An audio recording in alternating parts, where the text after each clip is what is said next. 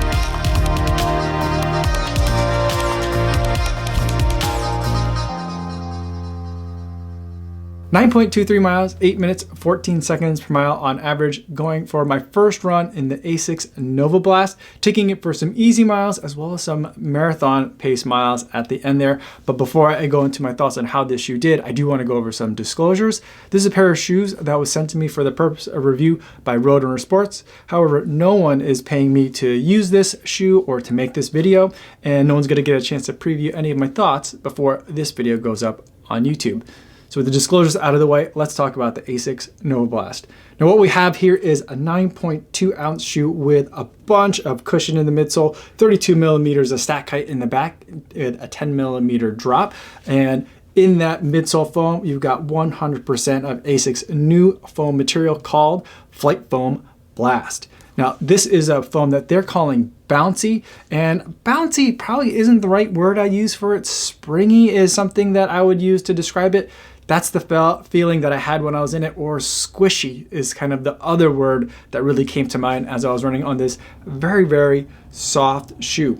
Now in the upper for this shoe, I'm getting very strong vibes reminding me of another Asics shoe that I enjoyed in the past, which was the Dynaflyte 2. Maybe it's like a similar gray color in here, but I think there's a lot of the similarities in the patterns in the mesh, which on this shoe is extremely breathable. It was a pretty cold day for the footage that you just saw, and at least relatively speaking for May running temperatures in Chicago. And I definitely felt all the rushing cold air through the mesh and hitting the toes. My feet were actually a little bit cold for a lot of the run today because the shoe was just so breathable. Really enjoyed that. Wasn't expecting it because it looks like the mesh is a little bit on the thick side, but it ended up not being a problem. There's not too much padding going on the tongue here, which is nice, but there is like a ribbing that's going on in the material. It's just a lot that's happening here. The Asics logo has special detailing on it.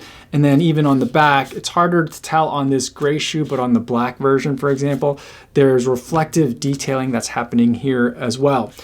So visually, there's a lot happening, but technically, functionally, there's a lot of really good stuff happening in here as well. The tongue doesn't have too much padding, and I actually like the shape of it. A lot of Asics tongues tend to get really big and puffy for some reason. This one is minimal, stays out of the way, just does what it needs to do. Liked it.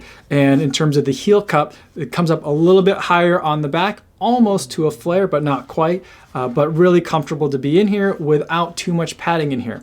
There's a little bit of padding, there's a little bit of structure, but pretty restrained as far as most Asics shoes go. And I thought it worked out really well, very comfortable for me. Had really great fit from the midfoot up into the ankle. So all this area is working out really well. Now moving to the forefoot though, there was a lot of room in the forefoot of this shoe for me. A lot of room up ahead of my toes and a lot of width to the sides of my foot as well. So a very roomy shoe. Moving to the outsole, what we have is a beautifully designed outsole. Again, a little bit extra, a little bit over the top in terms of the design, maybe a little bit more futuristic than it needs to be, but I'm really liking what's happening here.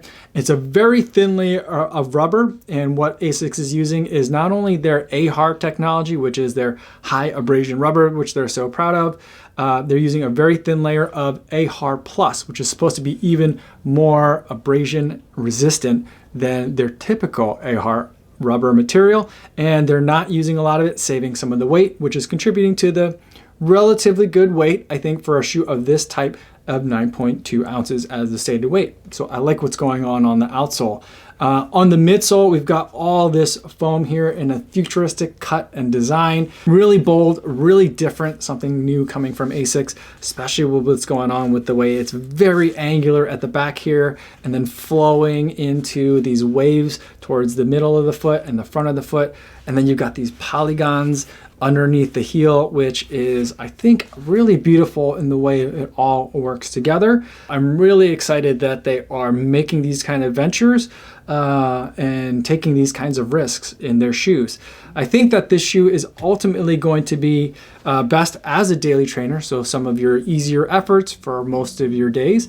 Today I had 2.23 miles at my marathon heart rate, so getting up a little bit faster and a little bit into the toes.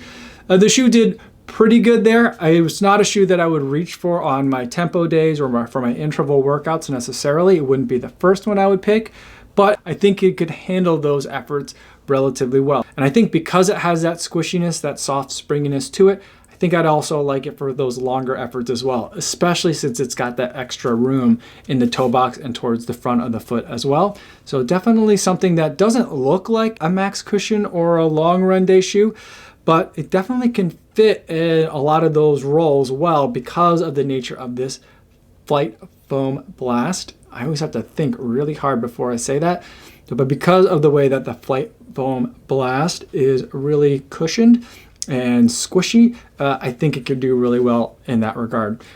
I think for me though, the Flyte Foam Blast might be a little bit too squishy and a little bit too soft for me underfoot. I felt like sometimes I was a little bit unstable as I was hitting the ground on some of my strides. So that's something that I'm going to keep an eye on. I'm not sure if that's something that's going to mellow out over the miles. I've only gotten 9 miles on the shoe so far, so a little bit early to come to a final conclusion on that. But in terms of my first impressions, that's kind of one of the things that I'm going to be looking at going forward.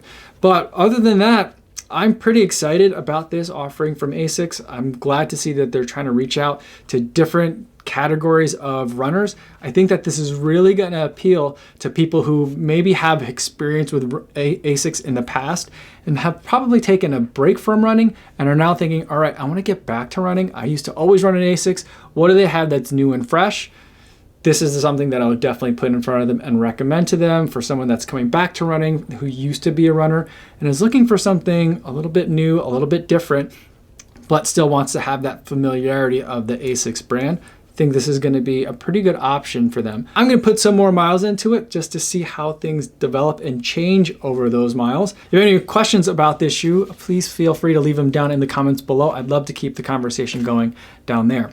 That's all I have for today, everybody. Thanks so much for making it all the way to the end of the video. Hope you guys are staying safe out there on your runs, and I will see you tomorrow. Yo, what's going on?